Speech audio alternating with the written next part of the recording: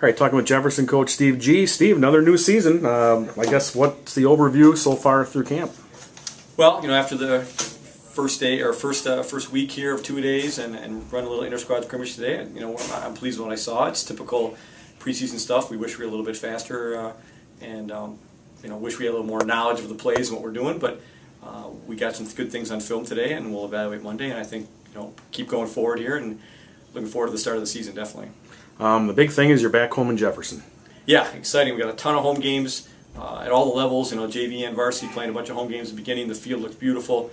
We got to thank the community a lot for what they did. As far as their contributions, advertising, things like that, to get new goalposts, new scoreboard, newly painted field, new crown, sprinkler system. It's exciting. We've really got a great facility. Well, I guess first of all, talk about the losses you had. You suffered some key losses. None more than bigger than Zeke Emmerich, one of the better players in the state last year. Yeah, I went on to one of the websites and looked, and there's Zeke in the top 10, and you gave a little sigh of like, that's going to be tough to replace. But you and I have had that conversation multiple times now about guys that graduated and who's going to replace them, and we've always seemed to find a guy, and I'm hoping that Garrett Blusky's going to be that guy for us for this year. It's always nice having that 1,000-yard back, and Garrett got that in that last playoff game, and certainly, is he ready to carry the load this year? I think so. I know that he's ready.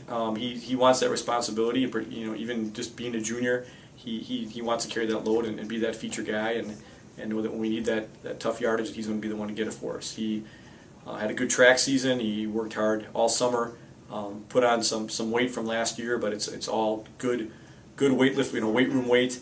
His 40 time was excellent. I think he's going to be ready to carry the load for us. Who do you see in the backfield with him this year? Boy, this is where I've got a great problem. I got a ton of guys. Gabriel Horn is back. Took a year off from football. He's back and looks great. Kevin Sanchez, was our starting free safety, but he looks good running drills. Marcus and Christian Ott both look good, and Jason Cranky. So I've got a lot of options at that other wing. Which is a terrific problem for me to have. So we'll see how things shake out in the scrimmage in week 1 or 2 here.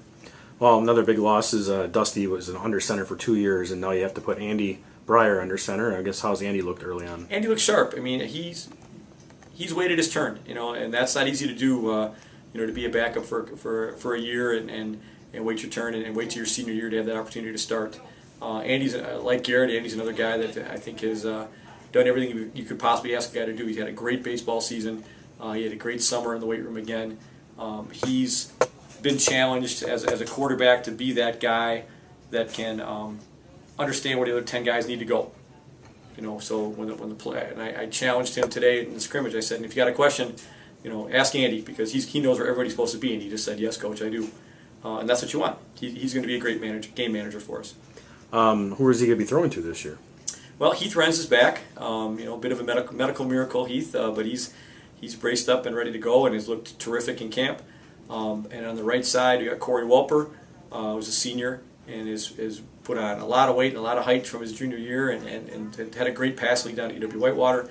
And then we're bringing up sophomore Landon Ellingson as well, who's going to be with us full time in varsity, and he's an extremely fast kid. So we're looking forward to both those guys contributing at tight end. Well, in this offense, a lot of it gets done in the trenches, and you're replacing 4 big players. Yeah, we got Tyler Clothier back at the center.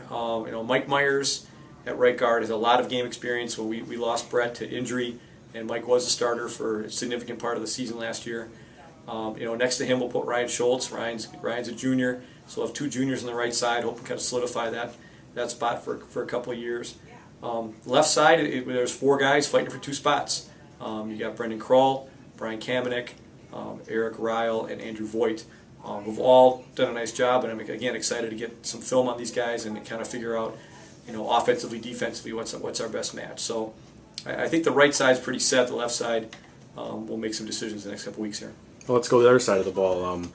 Guy like Brian Kamenik anchors that defensive line. Mac Renz is back at linebacker, so things look pretty okay right now on the defense. Yeah, I think so. I mean, it's nice to have Brian back in the middle. It's always nice to have an all-conference player, particularly linebacker, back. Heath Renz is back as a starter, and then Kevin Sanchez and Jason Cranky are also back. So, a little more experience back on the defense. We lost our defensive ends, but I think we've got some guys that can be able to step in and really help us.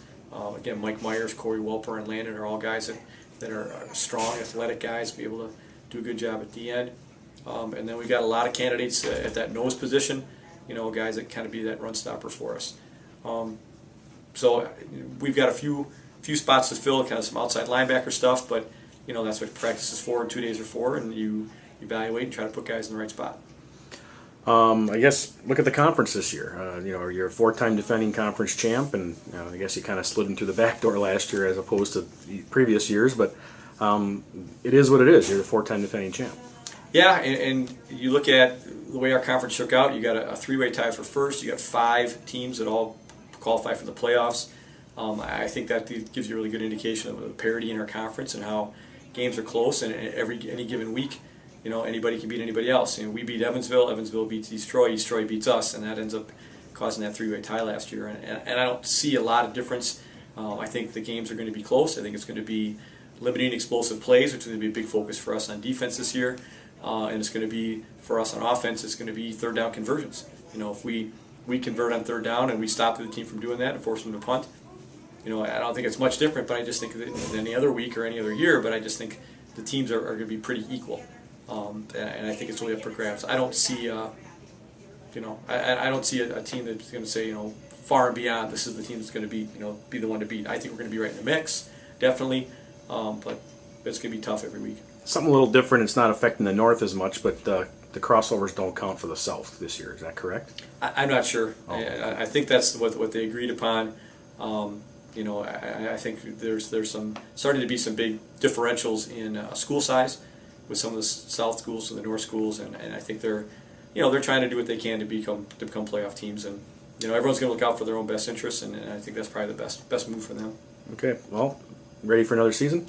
I am. I'm excited. You're after this first week, we're all a little tired, and we know we've got a long road ahead of us. But when you're out there on the practice field, it's awesome. There's no better feeling than coaching football. All right, thanks, Steve. Thank you.